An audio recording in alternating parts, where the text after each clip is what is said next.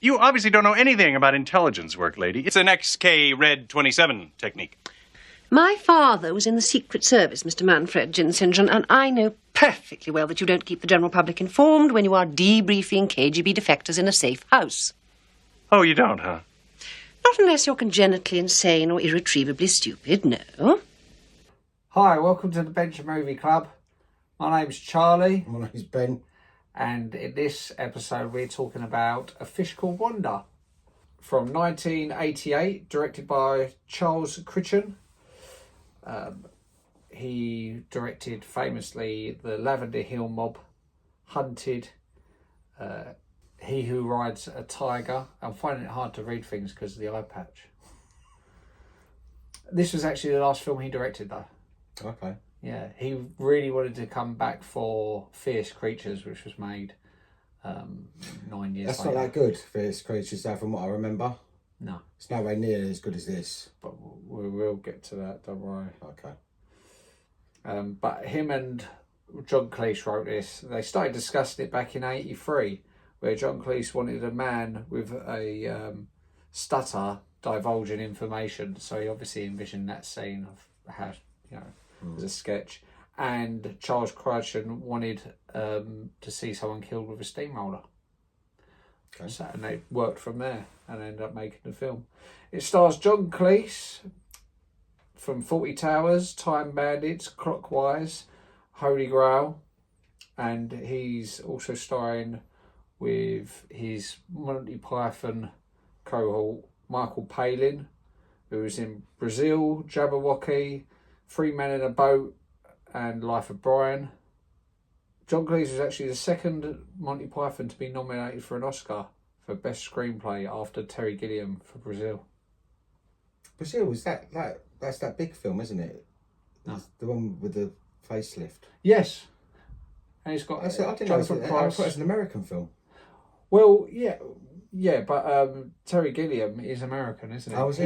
He was the American Python. He done all the animations. Right. So you know when he had the cartoon bits in all Monty Python, okay. that was Terry Gilliam. Right. And he, of course, directed Fear and Loathing in Las Vegas. Okay, all right. Which is one of my favourite films.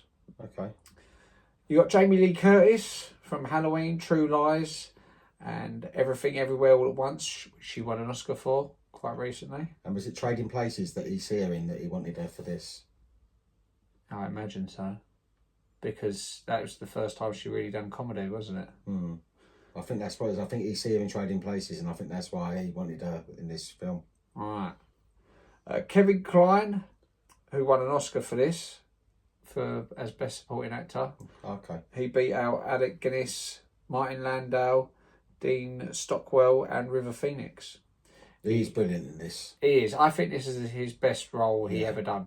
He's a great actor, but after this, it was almost cast a shadow on the rest of his career. Yeah, he was brilliant in this film. He went on to be in Wild Wild West, Dave, French Kiss, and in Bob's Burgers, he's the voice of the local rich man, Mr. Fishoder. Okay.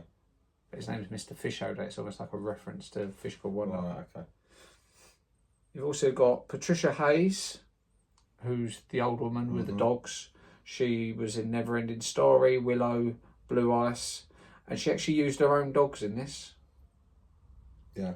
Yeah. And she was the only actor to not have to have auditioned for the part. She was the only one who they knew straight away who they wanted. Oh, okay. And everyone else had to audition. Yeah. So I thought it was... not as necessarily audition, but they... Because I thought the role of Wanda was written with Jamie Lee Curtis in mind. It probably was. Yeah. But, she's also the only person here, she has no deleted scenes. Everything that she done was in the film. So all the main cast, She hasn't got a lot though, has she, really? It's just her dog's dying. Yeah. You got Cynthia Cleese, John Cleese's real life daughter, who hasn't done much. But she was in this, Fierce Creatures, and a short film called I'm on Fire. Yeah. And that's pretty much it. And her mum is Connie Booth, who obviously from 40 Towers as well. So that's their daughter. You can see she looks a bit like her mum.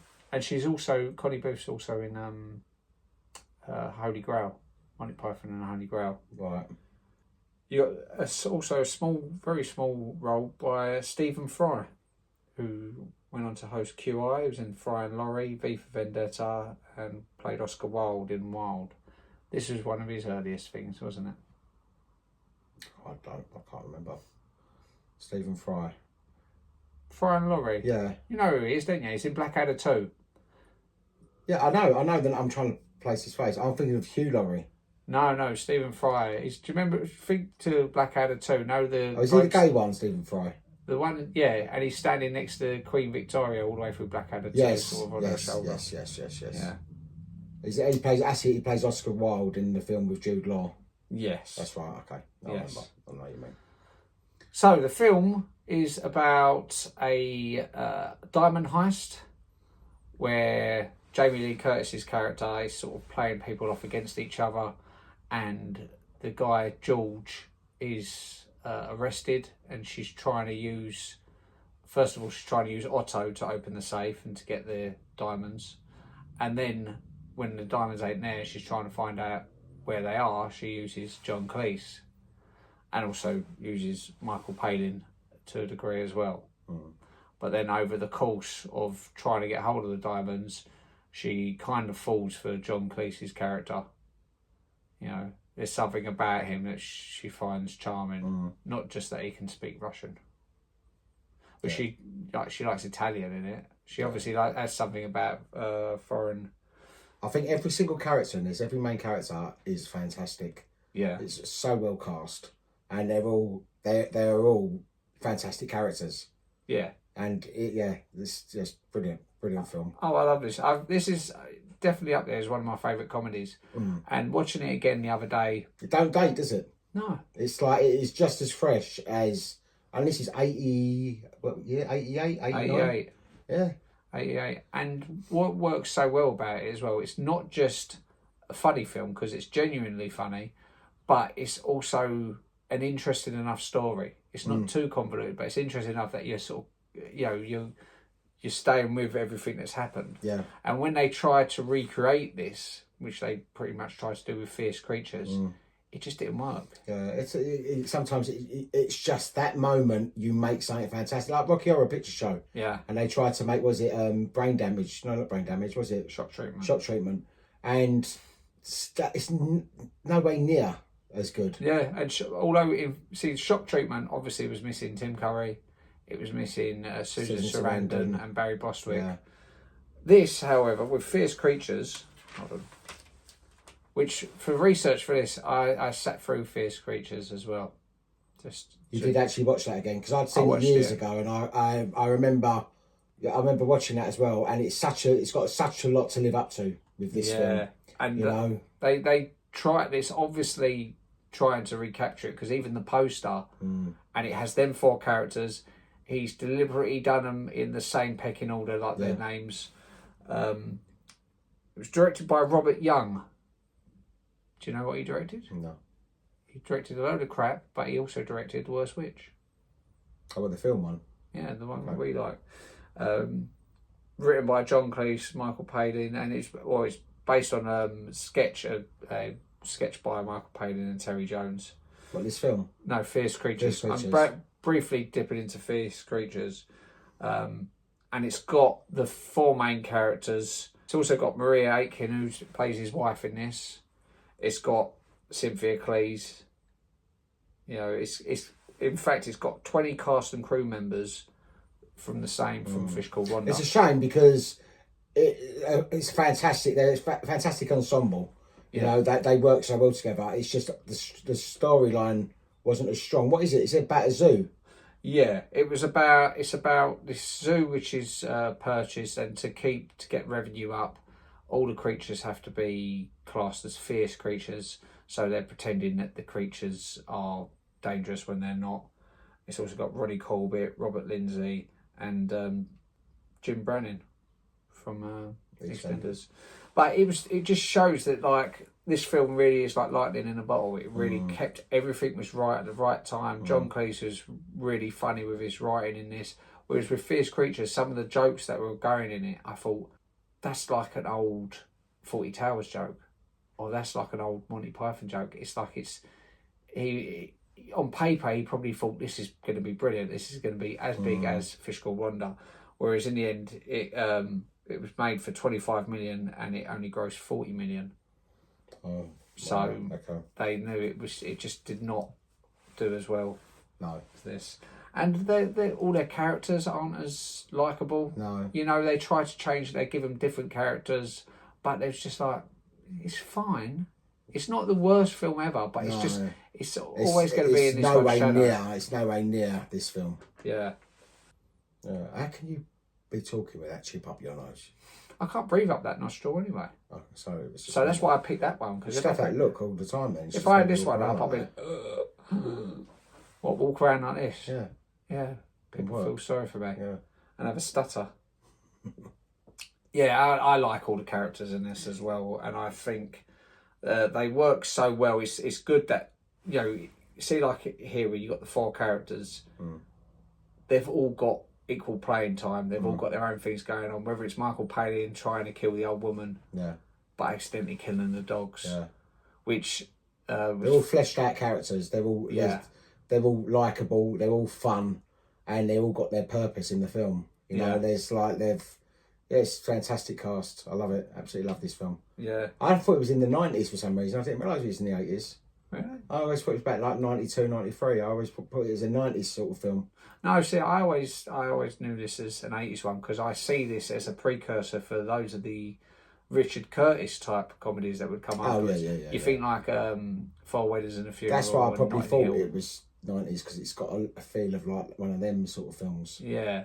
But I think it's the success of this was probably helped getting funding for those other films because they were all huge, like Notting Hill and Four Weddings, and they even used the same sort of thing with the big white background with just the cast on them. Yeah, no, it's brilliant film. Yeah. So what made you choose this one then? Because well, it's funny, and you've got the big poster. Yeah, that make you think of it. Yeah. No, just always, you know, it's one of those films, it does still hold up, which is good, because it's been a number of years since I watched it, and when I watched it, me, Mum and Lily all enjoyed it, you know? I suppose Lily had never seen it before, had she? No, and like, she was watching it, and she's like, oh, those bloody dogs, get on her, why don't you just run them over? And when the dog runs off of the first one is the dog, He's isn't it? mad. He's like, she went, oh, it's almost like, oh, I didn't really wish that upon him. But it's funny how the dogs die in different ways. And that's what kills the woman in the end. It's like she's got about 4 or 5 dogs, isn't she? 3 dogs. 3 dogs. Yeah, one gets one. Didn't you? Yeah, I did. One gets the cement block thing Fall on it. One gets eaten by the dog. And one gets run over by him in a car. That's it Yeah. This holds the record for the longest time to reach number 1. Because it was released in July 15th in America, and it weren't until September 16th. Oh, my birthday. Yeah, in 1988 that it finally got to number 1. So it was one of those. It was one of those films. It was a slow grower because it was like word of mouth. People were going to see it and then coming out, and go, "Oh my god, you got to watch this film! It's hilarious." You know. Oh, okay. You're gonna sit there the whole episode with that chip up your nose. Yeah. You usually sit through it with a chip on your shoulder, so... This was rated number 6 on Roger Ebert's list of best films of 1988, which Roger Ebert he's one of the most highly regarded critics in America. Okay. He doesn't seem to like anything, so for him to put it number 6 is well noted. Although when it aired on TV in America, the chips up the nostril scene, which we've reenacted here, was actually deleted because they was deeming it insensitive to those with mental impairments. What, people that put chips up their nose? Yeah, I guess. No, to people just because where he's got stutter and they see it as like a mental sort of disability or something, and they thought, oh, he's being cruel to him, that's horrible, we can't show that. You think, what a stupid scene. That's one of the funniest scenes. Why would you delete it? Yeah. Michael Palin's father actually started in real life, so Michael Palin actually used a lot of his dad for this role, and the way that he would just not stutter as much in front of a company that he knew. Like, so when he was like with the animals and when he was around like Wanda and all that, his stutter was less. Right, But yeah. when he was round Otto, it got worse because he was obviously made him anxious. So that's like a real life thing. Yeah, I think out of all I mentioned this before, I think out of all the Pythons, I think he's the best actor out of all of them. And that's probably why John Cleese chose him over, say, Eric Idle or Terry Jones. You know. Yeah, no, I agree with you. He is the best. He's brilliant. He is brilliant. Yeah. John Cleese chose the name Archie Leach because it's Cary Grant's real life name, and it was the closest that Cleese could get to being Grant. Ah. So he done it out of homage to Cary Grant. Premiere Magazine put this as one of their 50 greatest comedies of all time. I would. I think it is. It was so well received by everyone. I don't think it's not one of them films that people slag off. No. It's loved by people. It's a very British film. Yeah. It's got a very British humour, and it's the best of British. It's like British at its best. You know, it ain't one of them films that you're sort of embarrassed about. You look at it and you go, yeah, that's comedy. Well, see, I do use Lily sometimes as an alkali test to see how it holds up with modern sensibilities. And there was one part of the film where she was, she sort of made a little noise, and that was when Michael Palin is dressed as a Rastafarian when he's in the back of he's doing blackface in the back of the lorry. Okay. But like I explained to him, look, he's trying not to be noticed. He's just sort of undercover. I don't think there's sort of, he's not trying, we're not supposed to believe that he's actually a Rastafarian. It's like in Trading Places, same thing, isn't it? But see, in Trading Places, he's actually putting on the accent, stuff like that. Michael Palin's just going undercover, and that's just like why he's trying to... Is it just with doing blackface, or is it the same with like Italian and like say someone's Greek or Chinese, or I don't know, is it any nationality no one's allowed to... No, I think... I don't know how it works now. Is it everything is... No, I think anything is fair game provided it comes from a place of love. It's not from a place of ridicule. Well, I think most things are. Well, you know, some are, but you can see how some they're sort of making fun of someone because of their culture. Whereas this isn't. He's not trying to be... And I don't think Trading Places is either. Do you? No, well, no, not so much. But obviously where he's putting on the accent and he's, you know... I'm not going to do the accent, but, you know... You can see how that would push more buttons than, say, this. All it got was like a little murmur from Lily, but she's, you know, of that generation.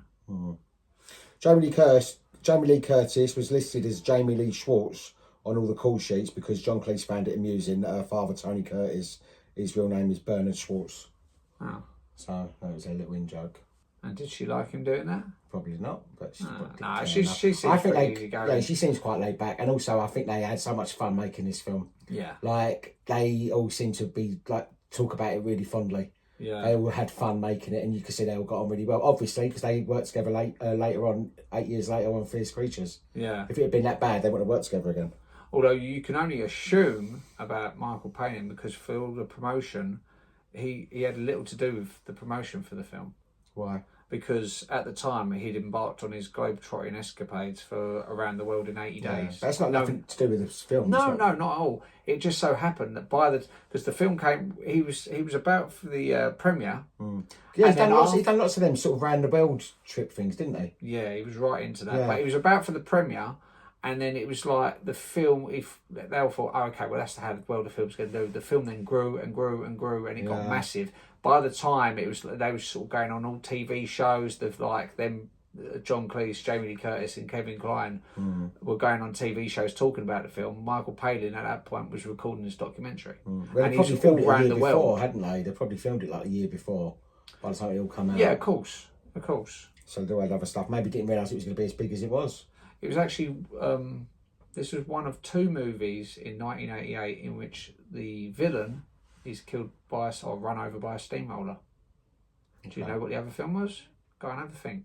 1988, villain run over by a steamroller. Oh, Roger Rabbit. Yeah. Jamie Lee Curtis buried her face in pillows during Kevin Kline's ejaculation scene to keep her from bursting out laughing at the faces he was making. Because he's brilliant. He is a fantastic... I don't remember him from anything before this film.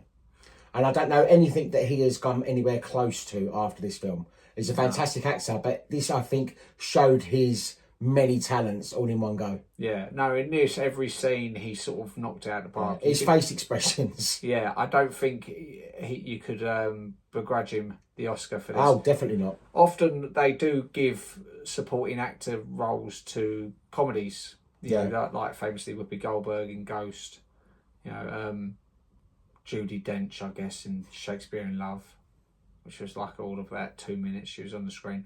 But this one, he thoroughly deserved it because even though it's a comedic part, he's still a believable person. And like the character that he plays is like a well-educated moron. You know, just because he reads, like she says, just because like apes can read Nietzsche, doesn't, but they just don't understand it. And he gets so much stuff wrong, and he likes to think he's got this pronoia. He's got a pronoia about him where he thinks that everything's in his favour, everything works for him, everyone likes it, everyone must admire him because he's so fantastic. And I love like the little bits where say when he's trying to lie to John Cleese's wife. Yeah, we're from the CIA. I'm here just debriefing Archie about, and she calls him out on it. Yeah. Goes, well, that's ridiculous. Yeah. And you can see him getting. Her dad was in the forces or something. Yeah, the Secret Service, and you could see it. She goes, "Why would you be telling people about it?" And she's all calm about it, and he's getting himself all worked up. Yeah. The fish that Kevin Kline ate was made out of Jello, and he claims he would have offered to have eaten live fish if the filmmakers would have let him. No, but I'm glad it didn't. Jello. Otherwise, it would just be like Old Boy, wouldn't it? Yeah. And then you wouldn't like this film. No, it's like no. I think even if that was the case, I wouldn't have liked it. But this film is just, it's so well paced, so quickly paced, so well paced, and it's fun. It's just, and it's believable. I just love the film. I really do love the film. I think Kevin Kline also what he's done so well in it, particularly, is where he's acting against, say, Michael Palin and John Cleese, who are out and out comedic actors and were well known for Monty Python. You think he works with them so brilliantly. You know, and he wasn't that well known at the time, really. Well, no, he was sort of. He had done a few things. I think it's like but nothing that a lot of people would have like. He wasn't like. He was in Silverado. Well, I've never even heard of that. Kevin Costner. Well, okay, well, it's a western, so that's probably why. He had done a fair few films. He wasn't sort of necessarily a household name, but this really did catapult him because then after that he kept getting more lead roles, more bigger parts, and it's unfortunate that some of the films he was in were just a bit pants. Yeah. You know, it's like he could have easily slotted into roles played by, say, like Tom Hanks or Billy Crystal or someone like that. Easily. And his success would have been nice to have had him popping up in some of them films rather than every film to have starred Tom Hanks. Yeah. But no, it's brilliant. He's also married to Phoebe Cates, isn't he? Is he still married to her? Yeah, I think so. Because I know she was next to him at the Oscars when he won. Yeah. Oh, they've got kids. They've got kids as well. Ah. But he's married to her. I think they keep their private life private. See, this is what I like about this as well. It's very British with the humour. Yeah. It's a like I said, I think it's like a precursor for Four Weddings. And yet, despite that, this is included amongst the American Film Institute's list of the top 100 funniest American movies. Oh. I suppose it's because it's got two Americans in it. But they had a problem with... They did not think it was going to be very successful in the box office because the fact that the two leading American actors was both not really well known for comedy, I think. And also the fact that it was British made, British director, British actors, and they didn't know if it was going to translate well. But it was a massive success over in the US. Yeah. I mean, it was a slow burner, but it was just one of those things people watched it. Although the first... Oh, God, there it goes. And the 6 gone. Yeah, originally with the test audience, because Otto was killed. Now, when he gets run over by the steamroller, that was it. He was dead. You never got to see him again. Okay.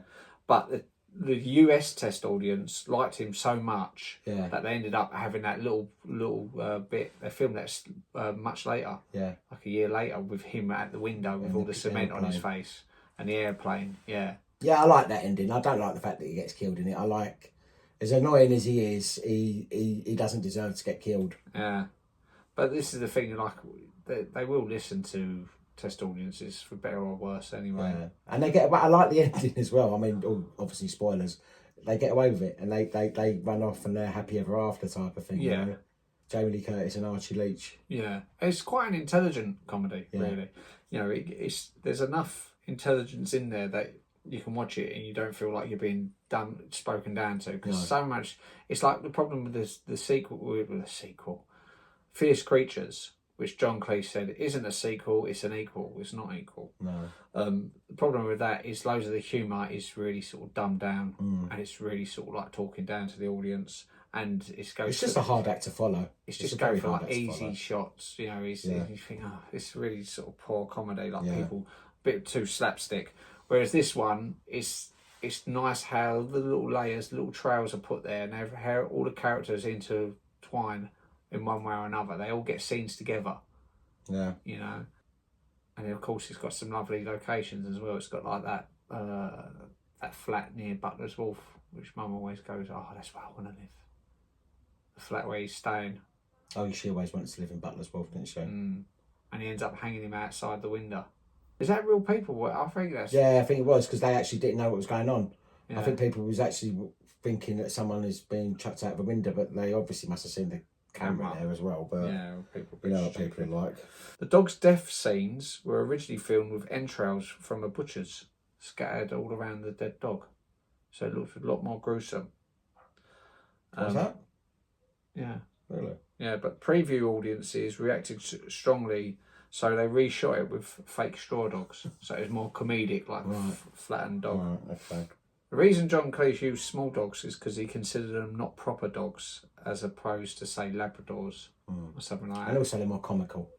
Yeah, dogs, aren't they? Yeah, like you couldn't pick up another dog in its mouth. Yeah. Where the little ones, they're like little toy dogs, aren't they? Yeah. So it's not that it's nice. It ain't nice, but it's funny in respects because, like, they're like little toy dogs, aren't they? Yeah. I like how he and his wife have separate beds as well. No, like in 40 Towers. Yeah. Yeah, it's sort of like an old thing, like when a married couple gets to a certain age, they'll have separate beds. It's quite sad, but it's also quite British. Yeah. Michael Palin founded the London Centre for Stammering Children after a group of stutterers confronted him regarding the sensitivity with which he dealt with Ken Pyle's handicap in the movie. Yeah, well, I mean, because he was very respectful. I don't think he wasn't. No, but obviously with things, any kind of disability, because that's something which some people get up in arms about. They say if you haven't got a certain disability, you shouldn't be playing that person, which I think bollocks, because it's acting. You know, anyone can play any part. Don't start sort of. It all depends on their talent. That's what it is. If they can carry it off. Yeah. During the robbery, it really was Kevin Kline who shot the crossbow at the sensor. Kline got the shot off correctly on the second take. So he's good. Yeah. So jack of all trades. Yeah. Well, you can tell he's a lot of physicality in his role. You know, moving about, like even just sort of rolling about, doing his sort of yoga, bending his legs and stuff like that. So he put a lot into it, and it's, you know, it was worth it. But he's really funny in it. Oh, he's brilliant. You know, they all are really funny. He is really funny. I like when he's sort of he's pretending to sort of come on to Ken, just to sort of throw him off. Yeah. Jamie Lee Curtis has pointed out that in several shots she can be seen cracking up. For example, when Wanda, Gershwitz and Otto have an argument at the dockside, to call you stupid would be an insult to stupid people. Yeah. So you can sort of obviously see her sort of cracking up in loads of bits. But I can understand because they are really good. Like, especially Otto, he is so funny. You know, and like you would crack up even if you'd seen it take after take. Yeah, even if you know the lines, watching them perform, you would be fun. You would be laughing. It's like watching them on stage. Yeah. You know. Michael Palin thought the script was awful when he first read it and recorded his low opinion of it in his diary. And as I said earlier, John Cleese suggested Jamie Lee Curtis for the role after seeing her in the film Trading Places, realising she could be sexy and funny, and he thought she'd be perfect for the role and held out for her to be cast. So that's what I'm saying. It's mad, isn't it, when people see a film and go, that's it, that's who I want. Because she was funny in that film. And that was the first film, I think, Trading Places, that showed her in a different light, because I think she's always been in horror films up until that moment. Yeah. Like she was in The Fog. She was in Halloween, obviously. She was in a couple of, I think, Prom Night. She was like a screen queen, and then all of a sudden, Trading Places come. It changed the way people looked at her, and then this film catapulted her. And she's fairly tall as well, isn't she? She's not. Like... She looks pretty tall. I'd say she's about 5'8". Yeah, 5'7", 5'8". She looked pretty tall, and she's slim. Which I think is another reason what goes well, because obviously John Cleese is very tall. Yeah. So if he's a leading Kevin man, Kline looks quite tall as well. I think Kevin Kline's 6'1". Right. Yeah. I think Michael Palin is about 5'10". John Cleese 6'3" maybe. So it would make sense to have a tall, slim actress standing next to him, because even then she's still looking up at him. But it's not as ridiculous as, say, like you had Barbara Windsor. Yeah. Yeah. Or Ronnie Corbett in drag. Yeah. Looking up at her. The film was actually remade as Padmashri Lalu Prasad Yadav, which is a Bollywood film. Oh, okay. Yeah. But by all accounts, it's a terrible one. Oh, okay. It is a film which you couldn't remake, really, because it was. You don't need to. Why do you need to remake it? It's perfect. They're trying to remake it just to get the money, weren't they? Yeah. Same reason as anything. Studios don't think just about make something new. Something completely different. Yeah. If something's perfect, I don't see the point of remaking it, because you upset the original audience that love the film. Just make sure you just show it to different generations, like you've done with Lily. Yeah, exactly. You know, just keep showing it. It does hold up, and it's still a fun caper. It's like the old Ealing comedies. Yeah. You know, it fits in perfectly with those type of films, but I think it's better. Mm-hmm. On IMDb, it got 7.5 out of 10. Yeah, which is pretty good. Yeah, it should be better though. Yeah, I would put it higher. Well, obviously, personally, I would have put it much higher, but I would have thought it should get closer to the 8 mark, because there's not a lot wrong with it. Yeah. Rotten Tomatoes. Yeah. Critics give it 96%. That's really good. And the audience give it 24%. No, they didn't. 24%? No way. Yeah. You've written that down wrong. Oh, 84%. Oh, I was going to say 24%. Yeah. No, 84%. As I say, yeah, it's a brilliant film. I thought it would have been higher by the audience as well. I thought it would have been 90s. But it's still good. That's a good good rating. 84% is still good. No, it's really good. And the budget of this film was 7.5 million. Okay. And it made 188.6 million. Wow. So that is a really good return, isn't it? You know. Oh, a fantastic return. It's well deserved as well. Yeah. Yeah. Yeah, really good film. Absolutely love this film, and it's a good one. I'm glad you chose this one. Yeah. I would have chose this one at some point. It was on my little list of ones to choose. Yeah, I know it was. That's why you got So the you poster. stole it, yeah. Yeah. I got that. It's the original poster, that is. It's only costed me about a tenner. Oh, really? Yeah, it's not bad. It's come from America. Cool. But so that was a Fish Called Wanda. Really good choice. Yeah. And I love the film, and I recommend it to anyone that ain't seen it, or if you have seen it, go and watch it again. Yeah. Brilliant film. It's a nice, feel-good, fun. You leave it feeling happy. Like even things like the score, the music in it. I was listening to the score on the way here, and I thought, it's very good for the pacey bits, but then the romantic bits, it's quite comforting film as well. Yeah. And as I say, for Kevin Kline to win the award, the best supporting actor, fantastic, so well deserved. I mean, I remember seeing, what was it? Kim Basinger won best supporting actress, and I remember watching that film and thinking, well, nothing special really. There wasn't anything really special in that film. She was alright. Well, they're confidential. She's okay, yeah, but I don't think. I mean, she was in like a couple of probably about 5 minutes of the film. Is she? I don't know. I remember watching it thinking, I like Kim Basinger. I mean, I love her in 9.5 Weeks. That's my favourite film of hers. Yeah. But I like her as an actress. I think she's a good actress. But I didn't see what the fascination was with her in LA Confidential. So I don't think we're going to agree on that one, because I love LA Confidential. Maybe I need to watch it again. So is that what we're doing next week? No, we're not doing LA Confidential. A film I've chose for next week, which is a film, I don't know if you've seen it or not, is the film called Priest. I've seen Priest. Have you seen Priest? Robert Carlyle. Robert Carlyle and Linus. Nicholas Lyndhurst. No, Ken Barlow's son. Lionel Blair? No, Lionel. What's his name? Lionel Roach. Lioness, right? Well, anyways, Ken Barlow's son's in it. But it's got, Robert Carlyle. It's a fantastic film. Yeah. Really, really good film. If you're saying you've seen it, then I didn't know you'd seen I it. see it, but not properly. I see it's it years brilliant ago. film. Brilliant. I remember getting right into. I really liked Robert Carlyle at the time. He had Train Spotting out. Oh, he's so complete. Monty, and then he's got this. Yeah, he's so completely different in this. I know Mum looked at this, and after seeing him in Train Spotting, where he's completely disgusting as Begbie, and he's so believable, and then in this, he is so completely different. He's a fantastic actor. Yeah. But it's a really good film. Really good film Okay, called Priest. And I don't think it's so well known with a lot of people, and it should be, because it's I think it's from 1994. Yeah. So well written, so well acted, such a good story.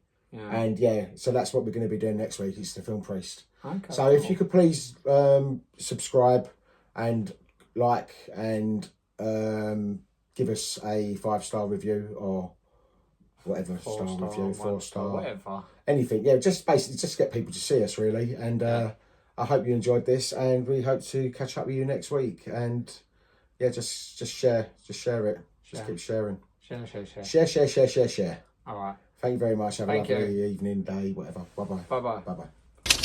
I'll bet you £1 you don't kill her. All right. I love watching your ass when you walk. Is that beautiful or what? Don't go near it.